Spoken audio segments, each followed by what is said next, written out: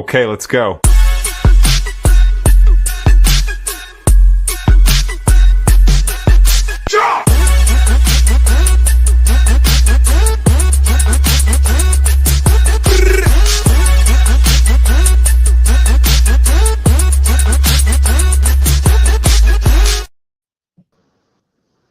What's going on? Welcome to Snaggin Night Live, everybody.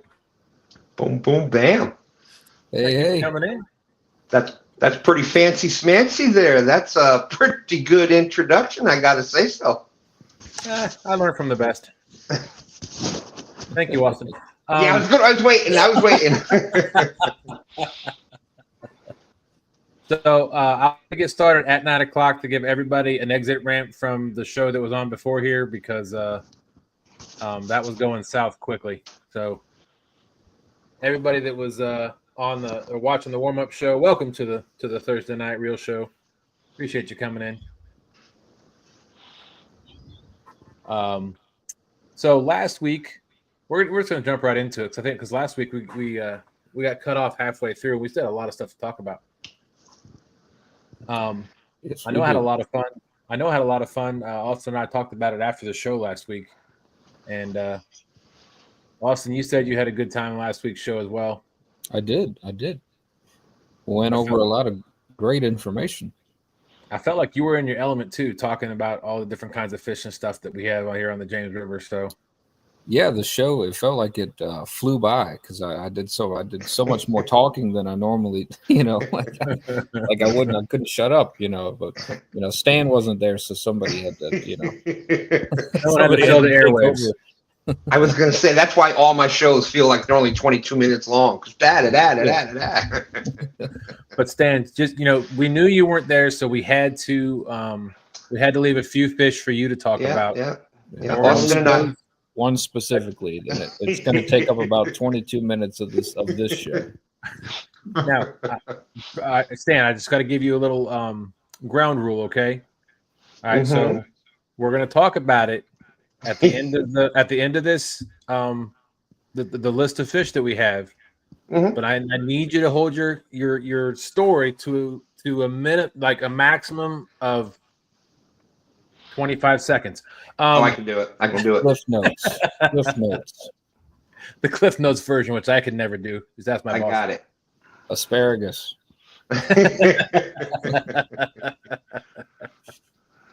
Oh man. Whew. So no, we got a lot of fish to go over that are still on the list of the fish that we wanted to talk about last week, and we got a couple of fish that weren't on my list because the Virginia's DWR site doesn't cover all of the fish that are in the James River, especially some of the saltwater fish. So that's why we have our representative of Stan to go over a lot of the other I'll fish. do the best I can. We know you will. But really quick, let's go say hi to chat real quick. We got a bunch of people jumping in. I know Chris said he was gonna abruptly end their show at 9 o'clock. They weren't going over because I think he was getting a little uncomfortable. So I don't know if y'all saw the pictures of him and Freddie in the hotel. Oh yeah. Yep. No wonder I was backstage by myself. Y'all were over there checking out the pictures still. I'm like, where the heck are they? Come on. No, that's not why I was there. I was trying to give everybody the when your GPS tells you the exit's coming up in 1 mile. That's right, of course. 500 feet. I was giving everybody the exit ramp information so that when it came to 9 o'clock, they knew where to go, so they could leave that train of thought behind them. Well played. So thank you everybody for coming in. Real quick, we'll go through some chat. We got a bunch of people in here, a bunch of people saying hello. We got Sampy, always one of the first ones in here. Thank you so much, Sampy. Appreciate you. That's Sampy made those hats that Austin is wearing. Look fantastic. I brought mine in specifically to wear for the show, then I left it downstairs. So, well, last week you left it in the truck, so in a few weeks it'll get it to the room, Yeah, so that's right. Next week it'll be with me. There you go. There's Doug Talley, River Cats. Hey, We Doug. got there's that two stands guy, two stands fishing. What's going on, two stands? Got to watch out for that guy. Kick them I out. know, right? Mods, you know why you're mods.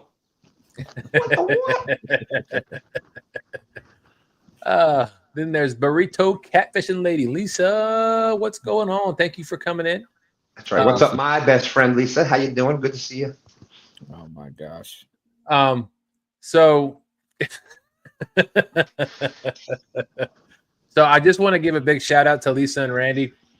I know I saw on stand day when I this last Sunday when I came up, I saw Randy showing his head in the camera. I did see that on the replay. I forgot. I was so focused on making the video that I put out that I forgot to do a shout out for that. So here's my shout out, Randy. Thank you very much. Appreciate you and Lisa both being on Team TSW. Greatly appreciated. Thank you so much. Very nice. That was almost the cowbell. Almost. That was the Mountain Dew bell. Lisa said that pre-show took dang near the whole hour to remotely mention fishing. They did mention fishing? I missed that part. That's the ice bowl. Oh, yeah, there you go. Yeah. Thanks to me. I brought it up. Right. Yeah. It wouldn't have happened. Leave it to the real show member to bring up fishing in the pre-show. So somebody had to do it. Yeah. Well. Stan? No, I was just saying. Then he threw the chicken joke in there that I'll bring a chicken for bait. So that was pretty good. That was pretty good there. I like that part. Yep. Set that There's up. a crappie day, Darren. What's going on, Darren? Thanks for coming in. Hey, buddy. There's our favorite Gregory, Mr. Gregory Lemon. Hey, Gregory. Well, look at that. Charles Breckenridge is on time 2 weeks in a row. Says, what's up, everybody? Looks like they're late again. We're not late. We're here. Hey, Charles. There's Muskrat Adventures. Roger saying, what's up, fellas? Yeah, that watch is broken. You need to get a new watch, Stan. Well, it's right twice a day. I'm just saying. Oh. I was going to say that's more than you. Oh!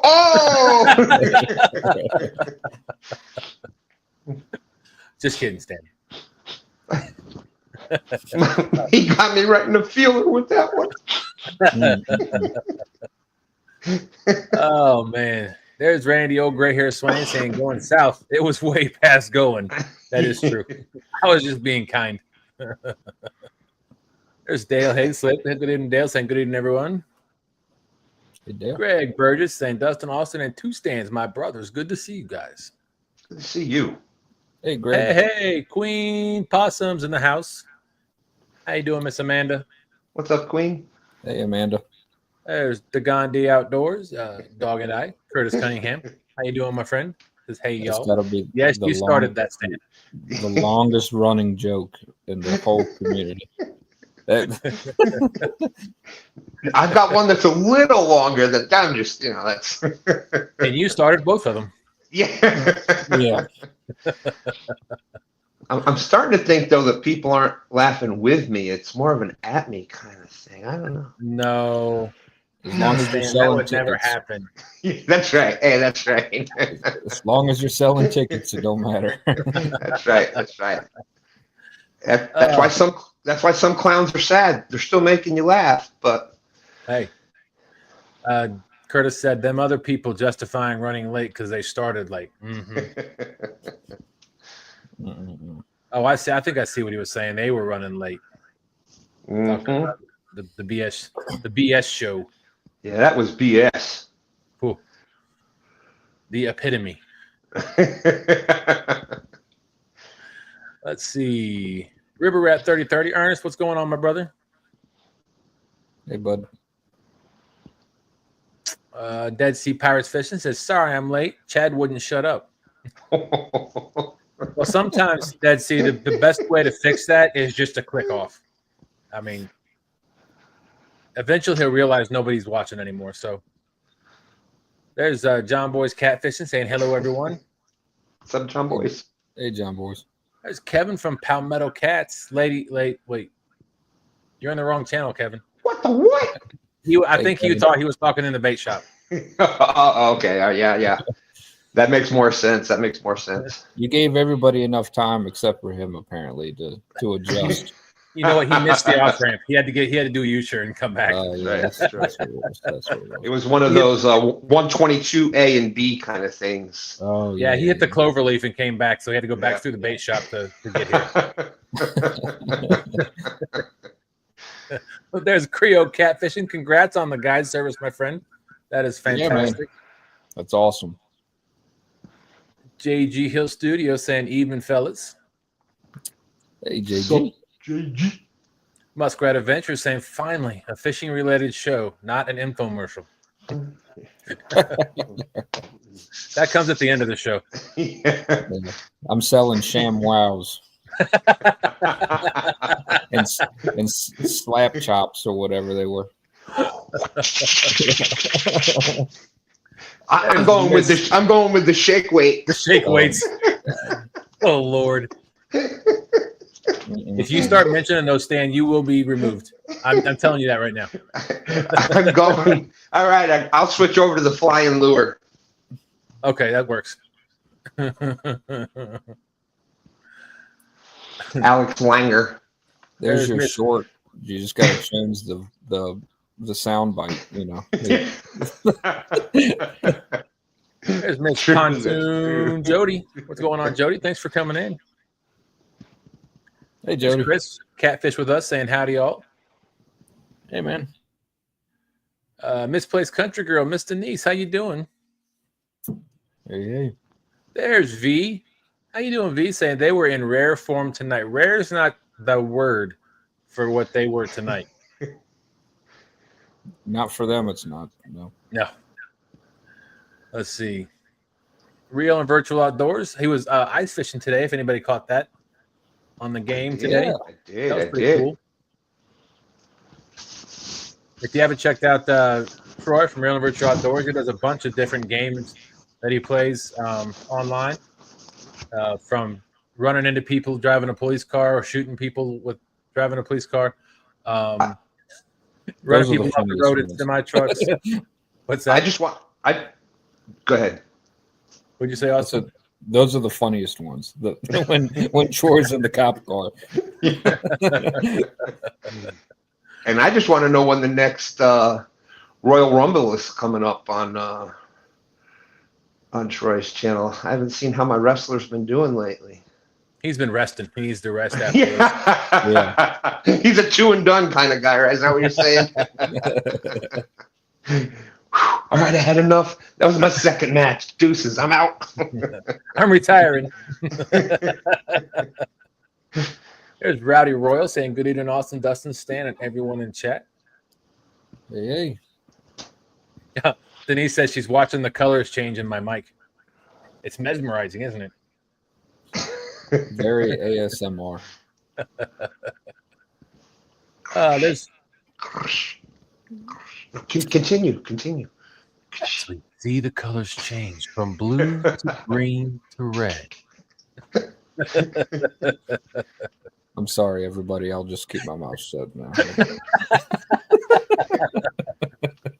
Tonight on Snaggin Night Live, it's the ASMR version.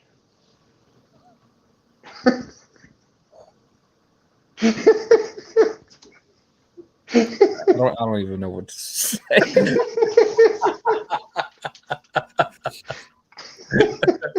This fish on I would almost rather him talk about the S word than whisper in my ear ever again. That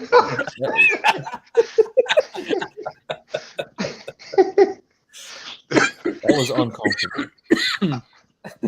My apologies. Lord have mercy. There's okay, here we go. Fish on Ed Evans says, good evening, gentlemen. Just scroll. 205 Wild Action says, good to see y'all.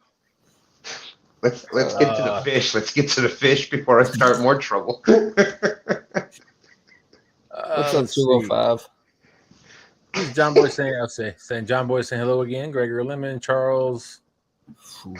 Indeed. Kevin saying, bro, who let Dustin read chat? We're gonna be here for hours. What the what? He said that about an hour ago. Tell me you're my friend and know me but don't say you're my friend and know me.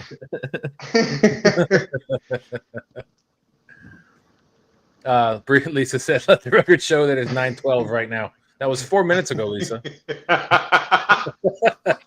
That's a good one. That's a good one right Chuck there. Nasal Rod, welcome in. Catfish Cowboy, there's Dustin. Hey, bud. That's right. Don't forget to go vote for Golden Whisker Awards. Look, I'm at the bottom now. Bruh. All right. Let's get the fun started. Let's go. Bruh. Let's go. Okay, folks, here we go. I don't know about y'all before we start that was some crispy kicks that they were showing on Catfish clothing there. They were pretty crispy. Crispy kicks. I don't even know what that means. That No means cap. No cap. That's right, no cap. They were crispy kicks. It means I'm not lying. They look good. They were I thought they were pretty. They're on fire. Okay. But anyways. That means they're hot. which also could mean somebody stole them. Wow. You never know. You never know. Sure, Kevin. It'd be funny just to watch them, squirm. It would bother them so bad. Oh boy. I can't even imagine that. All right, so the first fish that Love you, Dustin. there, perfect. Anybody tell me what that fish is? Look I at don't that. know. Let's see. It's got a red eye. It's kind of bronzish color. Bronzish. Bronze. Can't even speak. The first fish. We bring the first fish up, and he can't even. Bronzish. There you go. Tell me what the name of this fish is, Stan. Smallmouth bass. That is incorrect. Oh, is it the Kentucky spotted bass? That's exactly what it is. All right. That is definitely the Kentucky spotted bass. You did try to get me with that one. That is a. They're very similar. Yeah. Yes, they're saying they're invasive here, right? Yep. And it's funny because the spotted bass and the smallmouth bass are the same picture. That's why it looked like smallmouth bass. Yeah, you can't really blame them on that one. Sure, I can. I was gonna start looking at the rays on the anal fin. Pretty much most of the here we species go. will go with I that. told you. I said that last week. The only thing we're missing is some anal fin talk. That's right. Hey, you pretty much can identify every species of catfish, including mad toms, etc., with the amount of rays on the anal fin. Just saying. But we're talking about spotted bass right now. Yes, and according to the Virginia DWR, the reason I brought this one up is because this one is for best fishing is found in the Appomattox, not so much in the James. However, the James feeds into the Appomattox, so you will find this fish in the James River. Yep.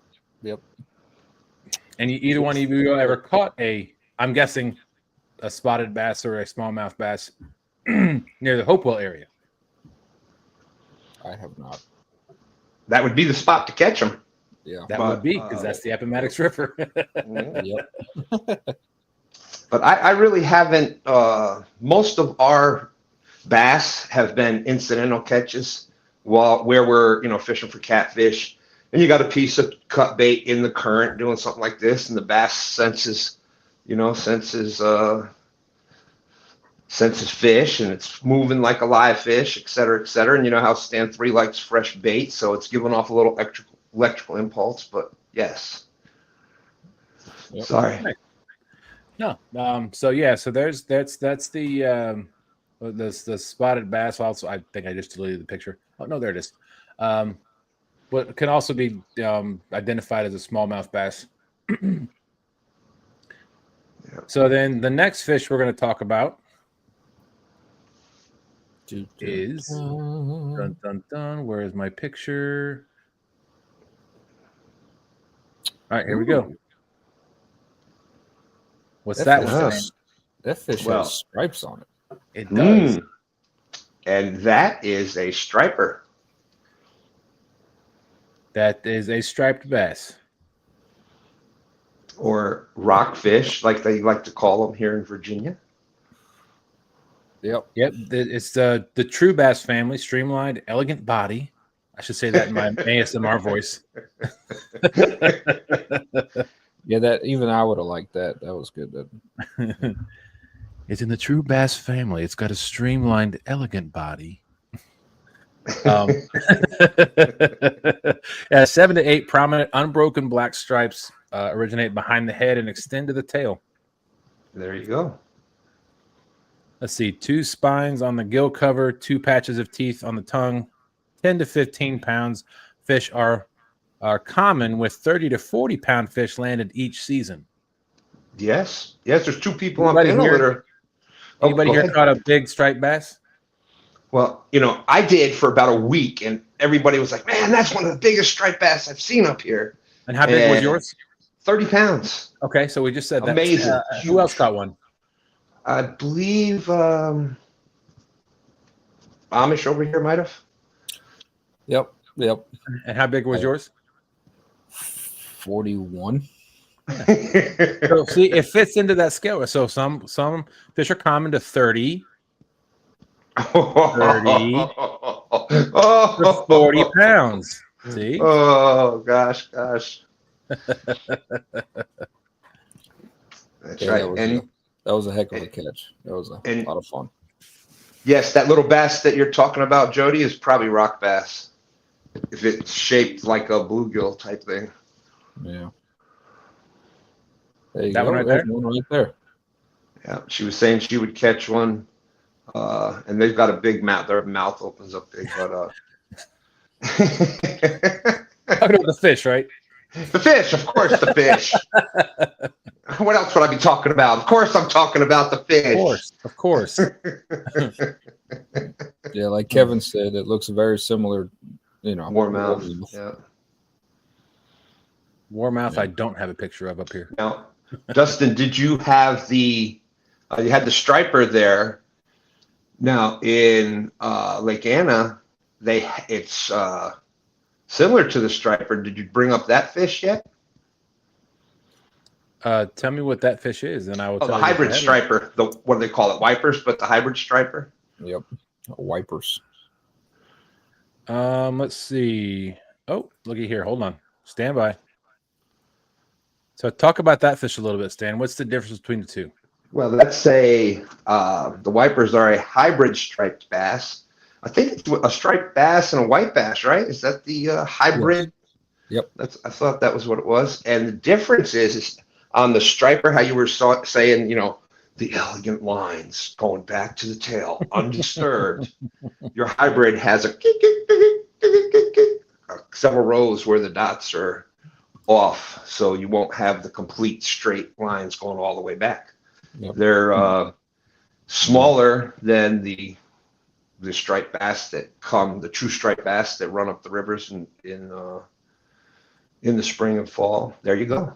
They're a little shorter and stouter too, because they've got that white bass mixed with them. And I think for those, probably a good one is probably around 10 pounds, just a rough guess. Yeah, that'd be a really good one. That one says let's see. What does it say? It doesn't really say. It just says identification. Oh, typically less than 10 pounds. Typically, yeah. But Typically, yeah. especially for around here, but out in the Midwest, it's a different story. A lot more common. And Muskrat's right. Yeah, the taller. They definitely got that taller above the front of the dorsal fin. What is this re-education? Read chat for me, because I've got all the pictures up I'm on the media assets page, so I can't see anything in comments. So if you guys make sure you catch anything, any questions that possibly come through. Dagon Guy says, I got a 25-pound and a 38-inch striper this fall, so a 41-pounder is nuts. Well, thank you. Yeah. I'll take that as a compliment.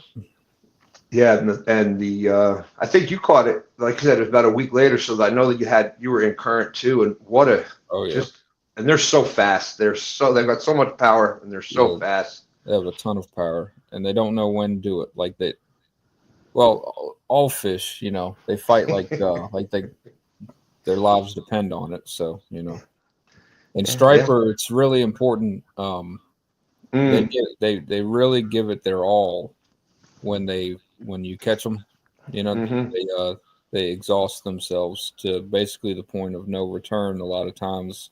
And what can help with that is if you're going to target striper, it would be better for the fish if you did it when the water temperatures are less than, I'd say 60 degrees and less, because that water will have more oxygen in it than the hotter water. So in the summertime, and the people from the Tennessee River, they can attest to this more so than we can on the James. But you catch a big striper in the heat of the summer, a lot of times there's almost no point in even trying to revive that thing. It's pretty much done. But here on the James, they run up in the spring, and our water temperatures are not very hot at that point. Usually still in the 50s when those big female stripers run up. So even still, if I have a video of that one that I caught, and I still had to revive it for quite a while, and but she did swim off, and you want to make sure that they stay upright, and but anyways, so they're very susceptible to exhausting themselves to the point of no return. Yes, and like also saying, be very careful when that's a fish. Even if you did catch it and real quickly, and it wasn't an exhausting battle, and you drop it, just one simple drop, and that can they're just really fragile. They're really a fragile fish, absolutely. So you guys were making mention about the white bass. That's the hybrid between the striper and the hybrid bass is a combination of those two. Is that what you're saying? Yeah. Yes. So there would be the white bass. There you go. Which has unbroken lines, but is stouter. It's shorter and taller than what a striper is. So yeah. But same family, which is how they make hybrid babies. Yep. And there you go. Yeah, the broken lines is that's the giveaway. And the reason that's important is because the hybrid striped bass, the wipers, a lot of them are stocked, etc., because it's a hybrid. And there's regulations are a lot less strict for those than stripers. Actual striper, there's a slot limit here in most places, even out in the saltwater. You got slot limits, and very limited to how many you can keep. In the spring, I think, unless it changes pretty frequently. But I think last year you were allowed one fish from 20 to 28 inches. I think. Yeah, somewhere in there. I think it was 20 to 28, and it usually changes. Year by year, or at least every couple of years. But it doesn't change by a whole lot. It's a pretty strict, very, very, very strict, actually, regulation. You can get in a lot of trouble for not following that one. Yeah, and that's since we are talking about that, that's one of the things that's very, very, very important. If you're going to be possessing some fish and keeping some, especially fish like stripers, but any of those fish that have, where it's a length. The way that the game wardens are going to do it is they have a ruler that lays, sets down on the ground, usually has a rail in the front. They put the nose up to the rail. Some fish, you can squeeze the tail. Some fish to the middle of the V. Make sure all those little extra things, because you may think, I got it by an inch, or 27-inch striper, and it's supposed to be with the tail You're just using that for an example, and all of a sudden to measure it the correct way, it's now not in the legal limits. So yeah. when you see the person going over top of the fish like that with a what do you call it? Tape measure. Thank you. Yeah, that'll actually add inches, so it won't be correct. So that's you're gonna want to use a bumping board. Yeah. A bumping measuring board with the fence on the front to put its nose up against, and then the measurement would be without you manipulating the fish whatsoever. So like, don't squeeze the tail to make it 28 inches. Because the game warden is going to say when you're not touching it, it's not 28 inches. Right. So if the limit's 28 inches, yeah, I would keep maybe a 30 incher. Just to be safe or whatever. But yeah, I don't keep a lot of fish anyhow. But yeah, if it's in like a 20 to 28 slot limit, I'm probably keeping them 22 to 26 to make sure. Yeah, give yourself a buffer.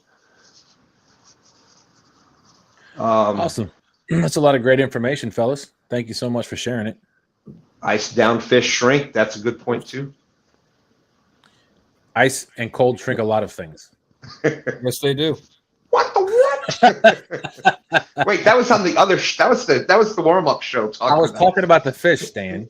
And bridges. Sorry, the fish. And the tires. Oh, okay. Sorry. Yeah. Yeah, I was talking about the air in my tires. Some JG. All right, so there's one fish that I told everybody last week. So the tooth patch is the best way to determine species of juveniles where the white bass and stripes overlap. Awesome, appreciate that information, Chris. And then you throw white perch in there too, and they look real similar too. So then it's a whole. Well, it's funny you mentioned white perch because I've told everybody last week that I haven't been fishing all my life. I fished a little bit as a kid, but I really started fishing a couple years ago, and then when we got into YouTube, and I do catch white perch because they also come up and spawn the same time the hickory shad do. And what I didn't realize is that the white perch is not really a perch. It is a member of the temperate bass family. Yep. Along with the white and striped bass. Yep. Yeah, it's in that same family. Yeah, I mean, you talk about a fun fish to catch. I mean, even the small ones, here on the James, will drop a sabiki rig. You can drop a little jig with a piece of a night crawler to target some of the bigger ones, and man, it's just makes for a really fun time. Yeah, I love using white perch. I think Austin and we used live white perch that one time we were not freelining, we were drifting for a tournament once. Was that the boat versus bank or was that something else? No, it wouldn't have been the boat versus bank. I think that was too early in the year. Okay, because I know we were doing it down by 895 in Falling Creek area. Yep. That might have been the Battle of the Rivers or whatever. Okay. Possibly, yes. Yeah. Because I think that was sometime. I know. I know. When I first started, I would catch white perch left and right. I dropped down a little. Well, I love to use the size 6. Actually, I like to use the size 8 octopus circle hooks. And put a little worm on there, and you can catch them left and right along with the sabiki rigs. But typically during spawn with the white perch, I tend to put sabiki rigs down and pull up a bunch of blue herring. Yeah, that's really easy to do. And release the herring immediately, as Dustin does immediately. Immediately. Yeah, we talked about that last week. Yeah, they'll take your boat. They'll take everything for that. Anyways. But as far as the white perch go, they average about 8 to 10 inches, but can reach up to about 2 pounds. Yep. So that is the culmination of basically the culmination of the bass family in the James River. Is there anything else about bass that y'all want to talk about? Sure, there is, but Yeah. Yeah, and white perch is an excellent fish if you want to keep some. You're looking for some fish to eat. Like we were saying, you're catching them 5 and 6 at a time on a sabiki rig. When the big ones are running up, it's nothing to get. I just remembered when we had that bucket full of them, Dustin, and we were trying to get bait. We were trying to keep them alive, and we just dumped them in the net, thinking that they were big enough. And don't you know, they all went right through the holes. But man, they're great to eat. The white perch, amazing, just like bluegill, but really clean, great tasting fish. Yep. All right, sorry, I'm cleaning up my overlays. And there was one comment up there that I saw. Dang it. Oh well, never mind. The game wardens watching when you're live. He was saying Jay and Kool and Jay got thousands in tickets. The game warden were actually watching their videos and their lives for a 3-year period and kept. Yeah, they got tickets from last March. Yeah. Wow. For snagging paddlefish from a boat. Yeah. So, they are watching. I know for a fact they're watching because when we were talking to an actual game warden, and I think I called him the VMRC, the Marine Police, and he said that after when he went away from the boat, we were out there with Dan, Stan 3, and myself. His game warden buddies called him up and was busting his bananas for me calling him the wrong environmental officer. So they watched the shows, and I think it's a good thing. If you're doing things the right way and trying to keep, you're always preaching about doing things the right way. I think they notice that and they see that too. Yep. Yeah, absolutely.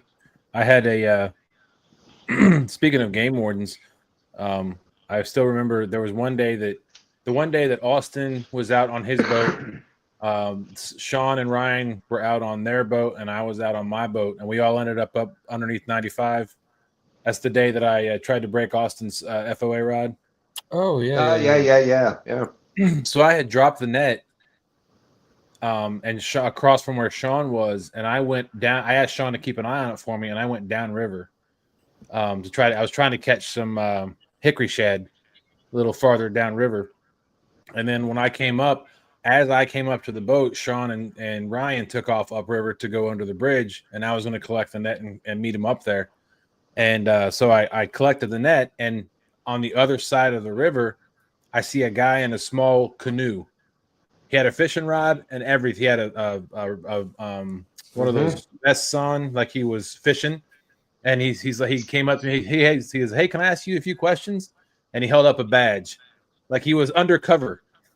He was out there in his canoe with a fishing rod and everything, trying to catch fishermen, anglers not doing the right thing. And he started asking me a few things about the gill net. And he's like, "You know what you can keep and you know what you can throw away or you have to throw out?" And I said, yeah, I started naming everything off. He's like, "I'm glad you know all that because not a lot of people do." So, yep. It just pays to do the right thing. Absolutely. Oh yeah. We got OG Sean White in the house. What's up, OG? What's up, OG? Hey. Somebody brought up yellow perch. That is my favorite fish. Yellow perch and pickerel, my two favorite fish. Above walleye, above crappie. Yellow perch is it. There used to be a really good yellow perch population on the James a long time ago before there was a lot of industry. Yeah. Sorry, I'm trying to make sure there's some fish that I had missed. What's up, Guerrero? In my overlays, so I'm trying to capture those while y'all were talking.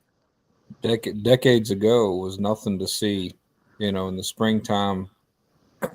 People lined up shoulder to shoulder on the 14th Street Bridge, jigging for yellow perch. Yellow perch, wow. Yeah, but that time is gone. If you do have yellow perch in your waters and you use a lot of lures, fire tiger, like yellow perch, for some reason, I know it. I know not to yellow perch for some reason. I don't know if the fish can see them better because they got the the bright orange and yellow on the belly and grain and whatnot, or just like me, it's a delicious fish. But Yeah. every predator fish love them. Yeah. Boom, boom. Well, that moves into the next set of fish we are going to talk about because you just mentioned it. So we'll go ahead and start with this one. We got Dieter Melhorn Fishing in the house. What's up, Dieter? Good to see you. Hey, Dieter, thanks for coming in. We really appreciate it. Hey, Dieter. Wow, imagine that. There's the ring perch. Oh, I was just going to give out 0.22 for stand day if anybody knew the other name for it. Well, there you go. I'm in the lead. Yep. There's actually a couple of other names for this, other common names for this type of fish.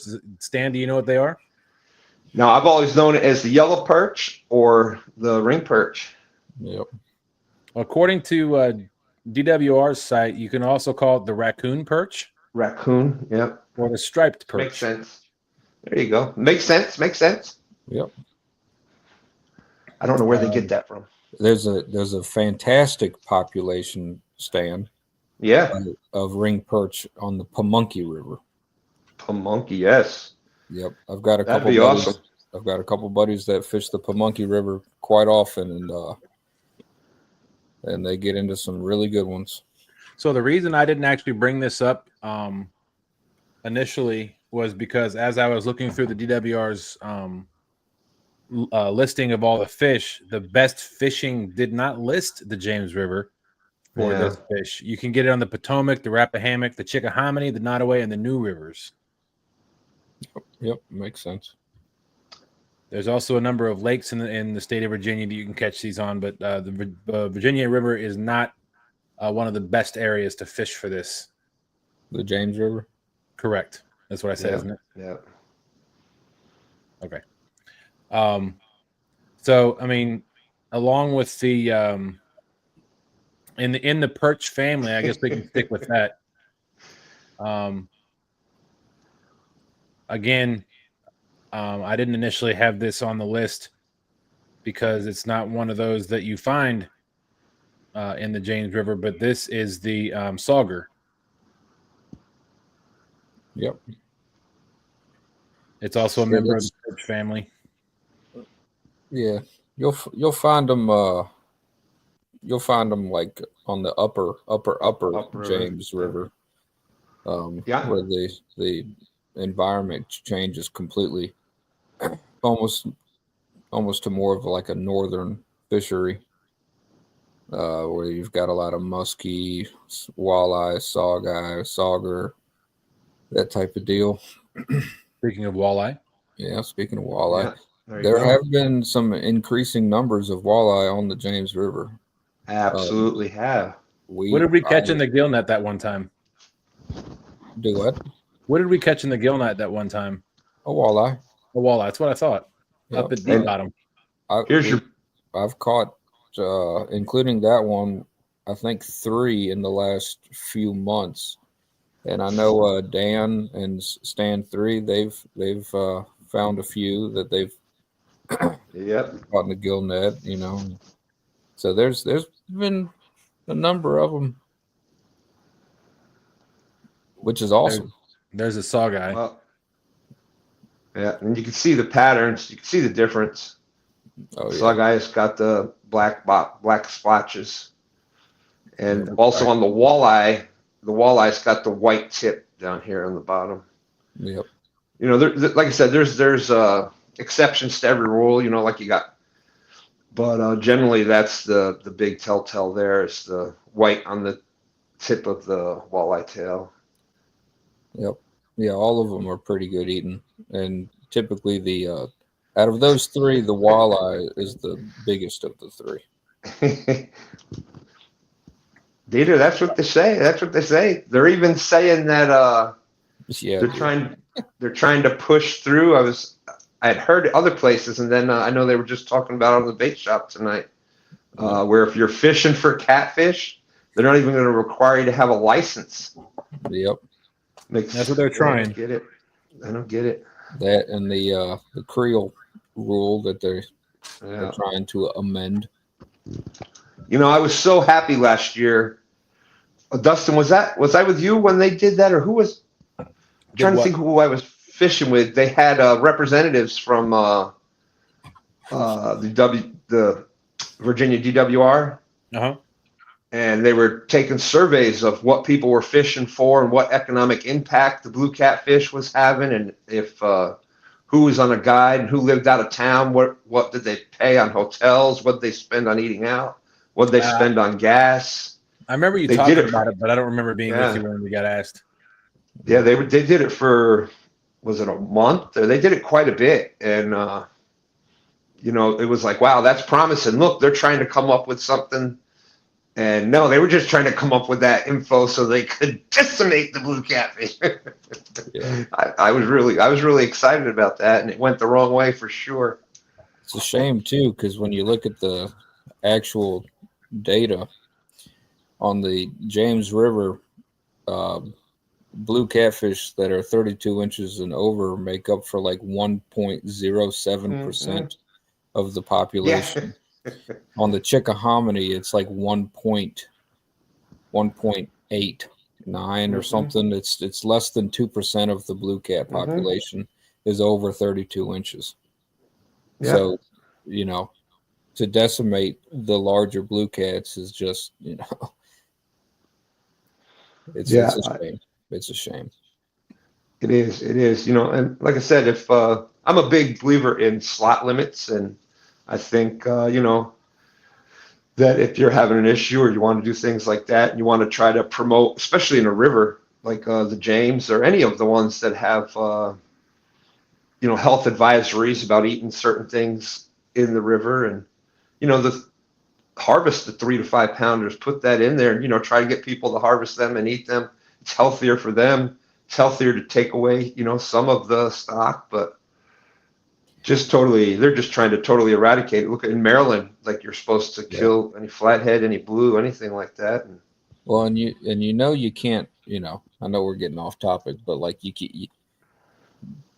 take everything that they say with a grain of salt, because it wasn't very long. It wasn't very long ago, right, that the Virginia government and the city government of Richmond was telling you not, you know, maybe eat one catfish a month, because of how the potential for, you know, the mercury levels and different things. And then now all of a sudden that you've got these lobbyists that are obsessed with blue crabs, you know, for whatever reason, all of a sudden catfish, but now all of a sudden catfish are this, you know, this delicious fish that everybody should partake in, you know, a couple times a week, you know. And it's the river. All of a sudden, the river just cleaned itself over, you know, miraculously. Which it is getting cleaner. Every report, you know, it is on the mend. But it is. That's right. Sign my petition. I don't know. Once a fish has been in the water system for, you know what, 50 years? It was the 70s, so 50 years. Yep. That they're kind of, you know, to me that's a non-native fish anyhow. I think the fish like that were purposely introduced by biologists, etc.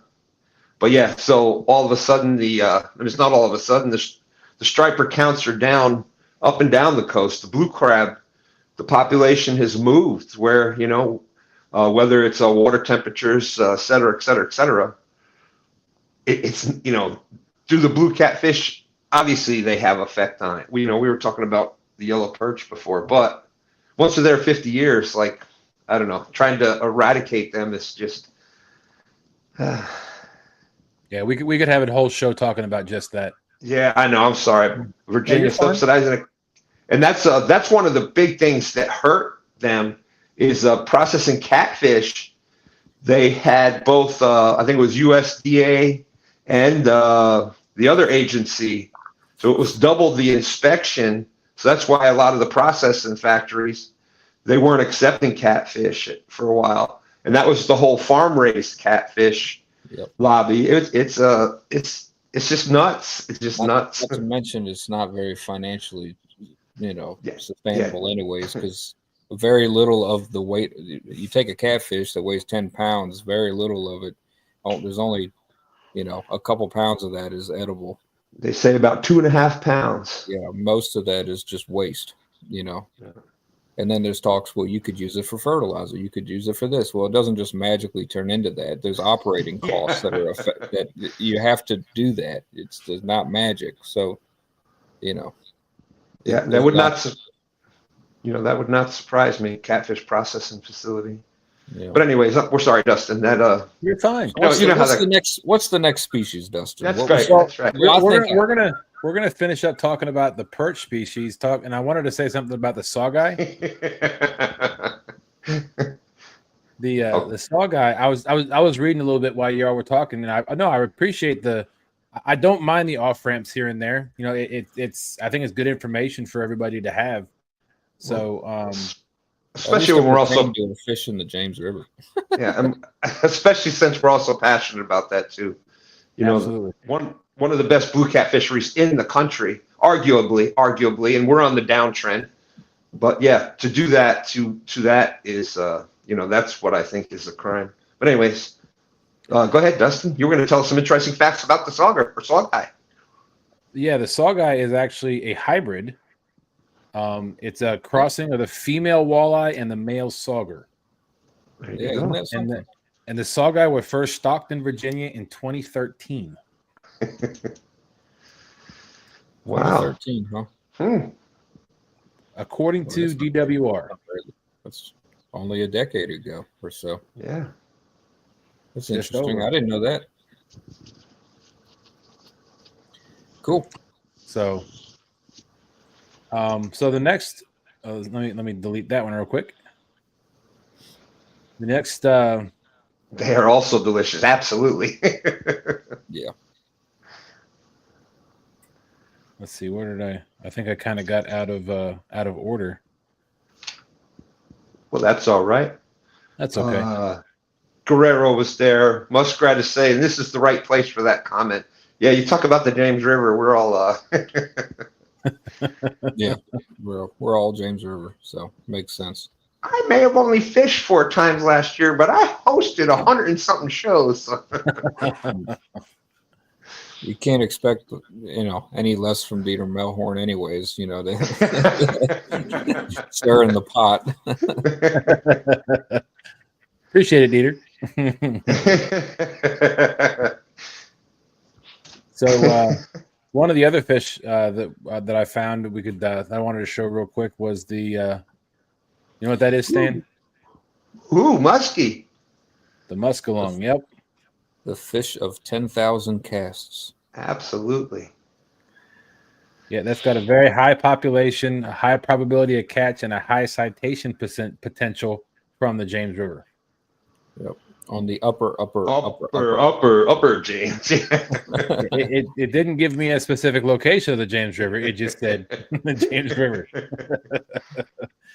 The only other river in this list that has the same population, probability of catch, and citation potentials is the New River. They're also all high. There you go.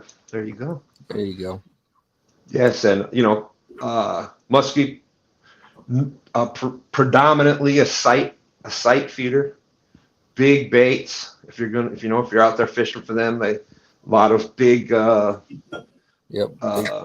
swing baits and big profiles. Yeah. Well, we used to use up in where we lived in upstate New York, huge shiners, and or big spinner baits with big black. Black is a great color for them, but big bucktails and sometimes 12, 13 inches long, and you got the spinner blade on top, and with a lot of the fish like that, they hit from the side, so you'll be pulling that spinner bait along, right along the grass line, etc., up in the grass, and man, you see a V coming from like 5 feet away and smash it. Awesome stuff. Arguably, the most fun way is the top water live, or not live, but the top water baby duck. Yeah, that's a great one. The jitterbug, old Yep. school big jitterbug. Yep. Or even a big chug bug Yeah. walking, you know. Yeah. I'm glad I got you guys up here. I'm definitely out of my element here. I have no idea what you get. You guys just like speaking German or something. Another great for any of those, the pickerel, pike, musky, that whole ESSOX. Since it's been 15 years or more, 20 years now, but I used to try to know the scientific names for them and all that kind of fun stuff. But yeah, they just a blast. And Rapala is another great one, just an old school big, like J7 and bigger Rapalas. They're great. But ice fishing, man, you talk about catching some fish through the ice, and especially if it's clear ice and you got one of those pulling it in and you can see this monster coming, you see it through the ice getting to the hole. It's a blast. Yeah, that sounds like fun. It sure does. Got a crappie running. Wow. Pretty cool. Pretty cool. So the next set of fish we're going to talk about are going to be panfish. And I guess we'll bring up the one that pretty much everybody is familiar with here on the James River and everywhere else in the country is the bluegill. I don't get it. I don't get why they call them bluegill. You can't figure that one out? No, I can't figure it out. Well, other common names. Let's play the game. Other common names for the bluegill are also what? Sunfish, pumpkin seed. Yeah. Well, that's brim, sun perch. Sun perch, huh? Sun perch, yep. Or a bluegill sunfish. Again, this is all according to the DWR website. But let's see. Brim, you can find those in the Chickahominy and the James. I mean, bluegill are pretty much all over the place. One place I like to go to catch bluegill is to Lake Chesden, right there off the dock. Stan, where you and I and Landon did the Panfish 500. Yes, they have them. 300. Yeah. They've got a ton of them there. So I usually sometimes during the summertime when I want to go out catfishing, and I want to use bluegill, I'll go to Lake Chesden first. I'll fill my bait cooler up with bluegill from there, and then head out to the river. I used to be able to catch bluegill right there at Dutch Gap, right off the rocks, but I haven't caught a bluegill in the James for a while. I got one in the cast net. Not long ago, but yeah. I don't know that. I mean, again, I may have caught some in the cast net before, but I think, like I said, I used to go right there off Dutch Gap. And I used to throw a bobber with a worm out there and catch them all over the place. But I haven't done that in a long time, and I haven't seen a bluegill other than a couple I've caught in the cast net for a while here on the James. Sunnies, fishing with Jeff. Yeah, up north, we used to just call all of them sunnies. Yeah. Oh, okay. So the next, okay, yep, there you go, Doug. The next fish in the panfish we can talk about is the Woo-hoo. Ooh, the crappie. Or crappie, depending. Well, you got that, or you got that. Woo. The white and the black. There you go. The black crappie and the white crappie. The black crappie is, yep, I was on the right one. The black crappie is covered with dark, irregular blotches and has 7 Rarely 8 dorsal spines. Here you go, counting again, Stan. There you go. Yep. One Yep. of those fish you can count spines. 1, 2, 3, 4, 5, 6, 7. I think that's 7 or 8 there. There's a little one in the front. I mean, it's an artist rendition, so they're doing a pretty good job. They're doing okay.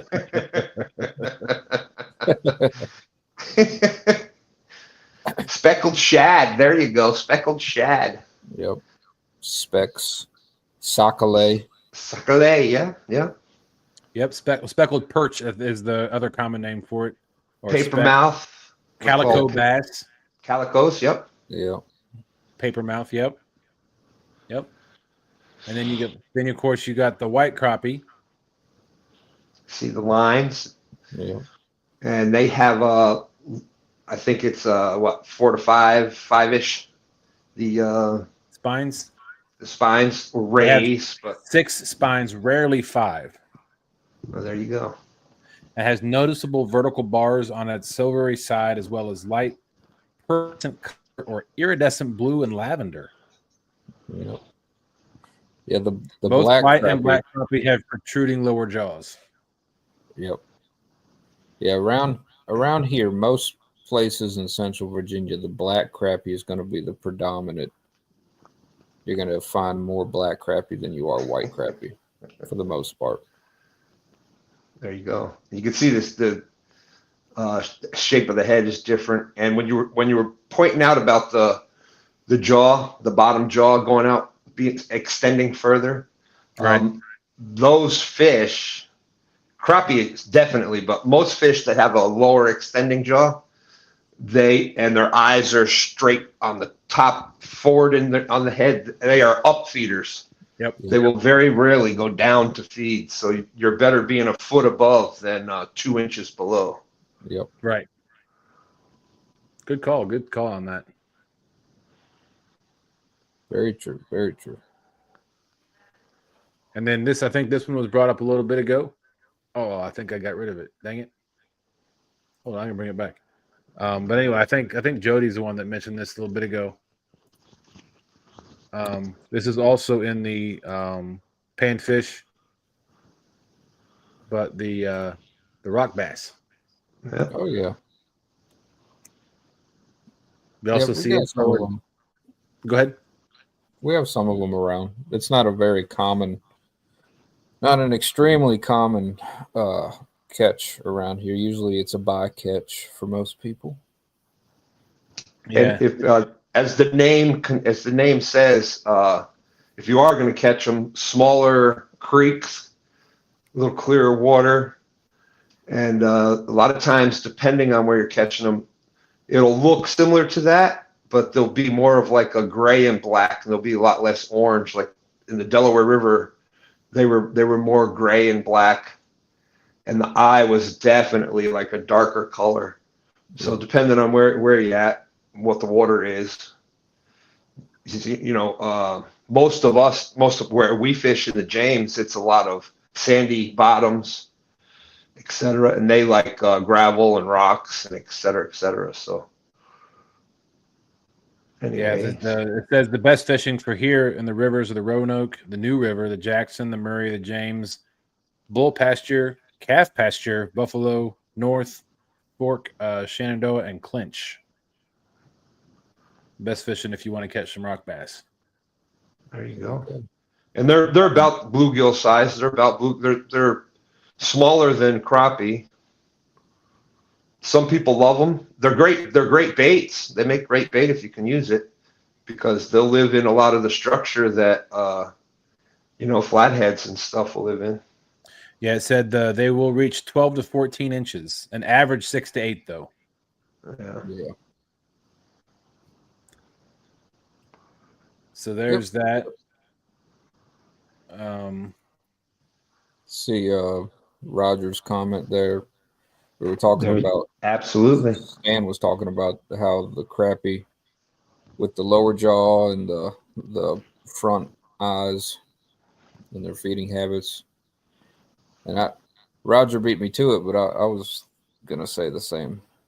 Yeah, and if you really want, you really want to look at it, look at the Wells catfish. It's got that huge bottom jaw and, they'll fish for them with top water buzz baits and same things we were talking before about fishing for musky. That's how they're fishing for Wells catfish over there. So. Oh, wow. But same thing. It's got that huge, that bottom jaw sticks out a huge amount on a well. So just something to think about. There's a lot of people that catch flatheads that way, right there in the city of Richmond too. That they're on the fall line with big swim baits. Yep. Let's see. Oh, I'm gonna click on the wrong thing here. See, rock. That's the rock bass, and then I'm not seeing that one. So that's there are some other species of panfish, but not. I mean, primarily in the state of Virginia, but according to DWR's site, they're not primarily found in the James River.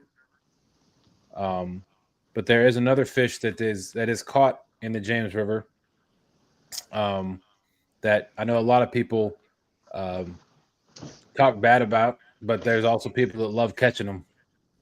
Woohoo! Looky there. Long nose gar. Yep. Another common name for that is the billy gar, the garfish, the gar pike, or the billfish. Yep. Yeah. They are absolutely delicious. Yep.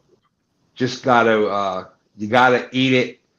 It does not freeze well, and it does it once it's cooked. Does not recook or do well cold. But last time I had it, we had caught some and cold. I would do it in the cold months if you're going to keep it. But man, the back straps right down that thing, and you chunk it up, and you can steam it like it was like poor man's lobster. It was so good. Yep. Yep. Interesting. I know. Need some tin snips to get through that skin.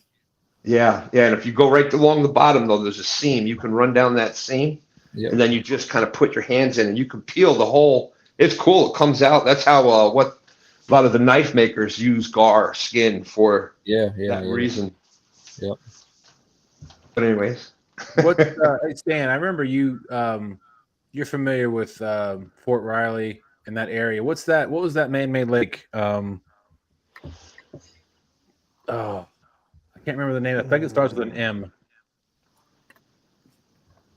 But anyway, I can't remember. But there's an overflow area on the back side of that lake that I used to go. That when they would let a lot of water run out that back side, the gar would come up in there really, really heavy, and then as the water started to recede, they'd get stuck on the back side of that pool. Oh, wow. I'd go down there all the time, and you'd see a skeleton of probably hundreds of gar. Wow. And that they would get caught back there, and they couldn't get out. Wow. I've never caught a gar on the James River, but I know they're out there. Yep, they are a blast. Just be very, very careful. Like, there's no real safe barehanded way because hold on tight, really tight. Got the long nose, and they got super, super sharp teeth up there. Yeah. The gill plates are sharp. The scales itself going back is sharp. So it's a lot of damage can be done if you don't keep them under control. That's for sure. And they're quick as lightning. Ain't that the truth? They'll be sitting there nice and calm, and you think you got a good handle. You think you're holding it tight enough, and then all of a sudden that thing will jerk, and the best you can do is just throw it off of the boat, throw it right into the water. Yeah, I'm trying to remember one. We had one that was like 19 pounds, I think. I was about to say y'all came close to breaking the state record. Yeah. I think state record's only 22.2. No, I think it's 21 pounds or in the 20 pounds range. Yeah. But yeah, a lot of fun. Just be careful with them. But light action gear, bass gear. and they will hit lures, but like cut bait or live bluegill. A lot of people do a bobber and some weight right underneath it. If you see them up, a lot of times in the James, you'll see them. You'll see them coming up to the top, like they're attacking all the bait fish up at the top. Oh, yeah. And that's gar. Usually you won't catch a lot of catfish during that time.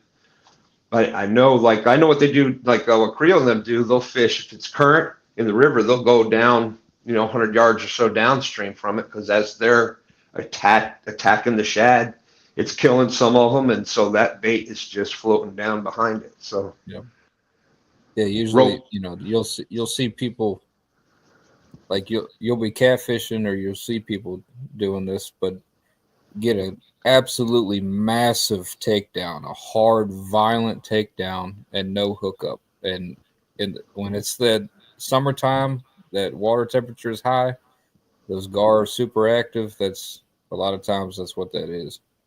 Yeah. But when you see it, like Stan was talking about, when you see them up on the top of the waters, cruising around, eating the bait fish, you can throw on a bobber and a little split shot weight or whatever, and just a small, like, number 6 hook. Yeah. And put a little piece of cut bait on there. And because when you actually hook into a gar, you're not hooking that nose with where all the teeth are. You're actually going to hook them into the corner of the mouth, which is way far back. So you want them. You'll see them pick up that piece of cut bait, and they'll swim with it and chew on it and everything, and eventually they'll work it back to that corner of the mouth. And you want that small hook, because their mouths really aren't wide at all. But a lot of times when we catch them catfishing on accident or whatever, like Danny Stone does it a lot of times, most of the time the gar is just holding on to the hook. The hook is sitting in the jaw sideways. It's not hooked at all. The gar is just too stubborn to let go. Yes, and that's exactly how they were bringing up the white rope. Stan 3 and Dan there for a while were getting hit so many gar, but weren't hooking up. So they I can't remember what they called it, a gar getter or something. And no real loss. Beck was working on that too, but they actually had the hook in there with the bait on it, and then had the right above it. So the rope went down, but the bait was still there. So you'd still catch catfish, but if the gar would hit, it would get wrapped up in their teeth. But yeah, that worked. That worked okay. Yep. A lot of fun. A lot of fun. So that's that was the other. I mean, I know we have, like, we talked about bowfin. I think we talked about carp last week. Okay. That's one of the species we talked about last week. And there are some invasive species in Virginia waters. One of those is the Alabama bass. Yeah. They are native to Georgia and Alabama, primarily in larger river systems and large impoundments. They're a concern here in Virginia because they are a threat to the large and smallmouth bass fisheries. Yeah. It's pretty much the same fish, so it's going to compete with them on every level. Yeah. Yep. I think, like you were saying, they don't get as big as the strain of largemouth bass that they're trying to keep in the river, and the Florida strains. Yeah. And another thing that it's doing is it can breed or hybridize with a smallmouth or a spotted bass, also resulting in a loss of genetically pure smallmouth bass population. Yeah. But it's apparently putting the hurting on the largemouth and smallmouth bass population here in Virginia. Yeah, and it has something to do with the dot, the pattern on the fish is how you can tell. The shape is shape of the head and whatnot is a little different too. Yeah, I think you would need a pretty trained eye, but I think there's something to do with their jaw line as well. Yeah, I don't know that it didn't necessarily say in here, It says new regulation effective January back of 2021. Alabama bass have been added to Virginia's predatory and undesirable species list. New regulations have made live possession of this species unlawful outside of the body of water of catch.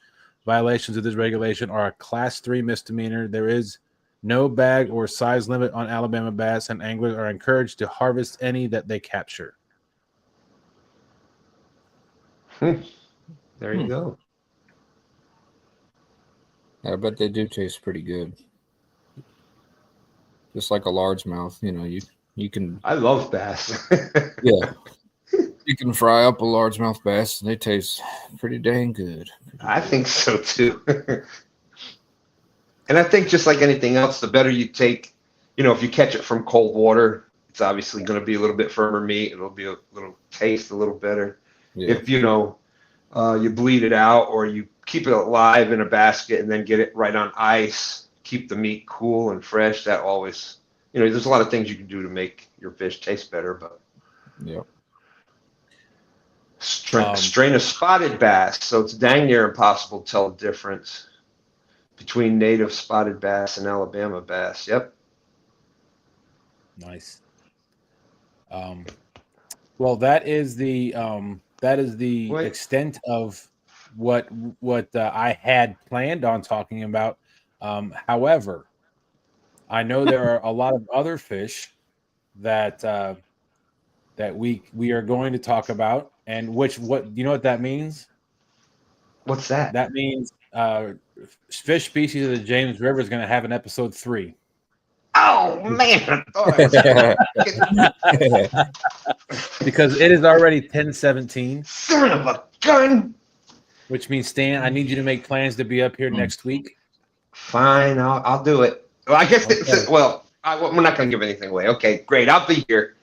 Bells on. So we're gonna go over some saltwater species that make their way up into the James. Some other fish or other types of animals that have been seen in the James River. Ooh. So, hold me a root beer. All the weird things to say at the same exact time.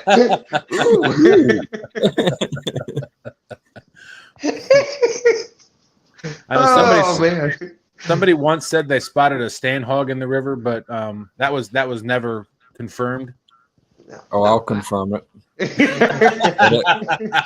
hear they get out of the river and walk too. That SOB was on the bank. Stole my championship belt. Came that close too. Yeah. That's funny. That's funny. Yeah, we've got a couple. Go ahead. I was just going to add I got a couple good stories about spotting some unique things on the James River. That's going to be fun next week. Yeah, fantastic.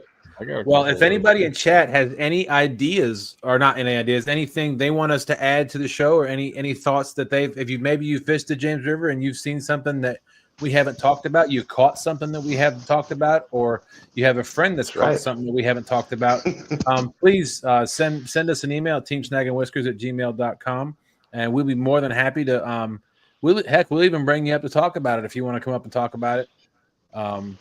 And we'll do our best to cover as many species as possible, so that we I know we're probably going to leave some things out, but I think this has been a fantastic series. I really want to do more of this kind of stuff this year, so we might even do try to get some people from other bodies of water, maybe the Tennessee, or we'll talk about some of the Ohio River, and we'll get some people to talk about the different species of fish that may differ from the James River that you can find in those bodies of water as well.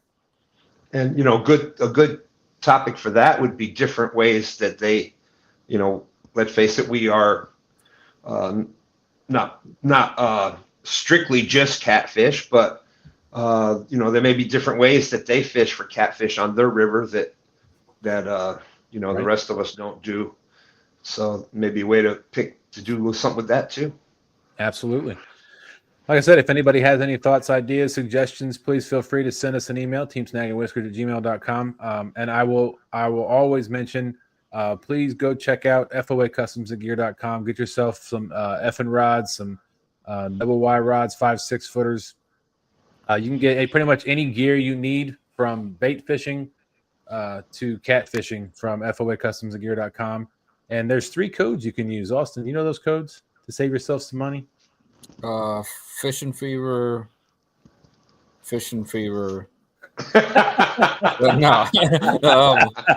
Wow, I stumped him as a test. TSW 10, TSW right. 10, 2 stands 10, fever 10, BBC 10, bumping 10, FTW 10. Yeah, okay. Well, Hammocks 10. Hammocks 10. There's going to be one person left. You son J-Dog. has never said my. Is it J-Dog 10? Yep. J-Dog 10, yep. Yeah. Yep. Yeah, he's a little sensitive. He's a little sensitive too, so we can't forget J-Dog. Hey, shout out to J-Dog. It's because of him that I have a trolling motor. So, Well, shout out to J-Dog. Dustin is forever grateful. absolutely, it has definitely been a game changer for me. As am I. It's a lot of fun fishing on that boat, especially now that there's a trolling motor. It's just the opportunities are endless. Absolutely. That's right. Also, don't forget to go check out River Cats Tackle or ancientmarinerfishing.net, and you can get yourself some Ancient Mariner gear. Kevin Sparrow is a great guy. He's been wonderful to our channel over the last 2 or 3, 4 years, and he's now partnered up with River Cats Tackle, and they're doing some awesome things over there. You can use code Stan's favorite code 92210. There's a lot of numbers. There you go. And it's got 2 2s in there, so hey, what could be That's better? right. So, yeah, go check all that out. Thank you, everybody, so much for coming in tonight. We really hope you enjoyed the show. Stan and Austin, as always, thank you so much for your insight and your intellect. The show wouldn't be the same without you. Thank you, everybody. Hope everybody had a wonderful week and have a great weekend, and we will see everybody soon. See you All right, tomorrow night. everybody. Later. See you tomorrow night. Deuces.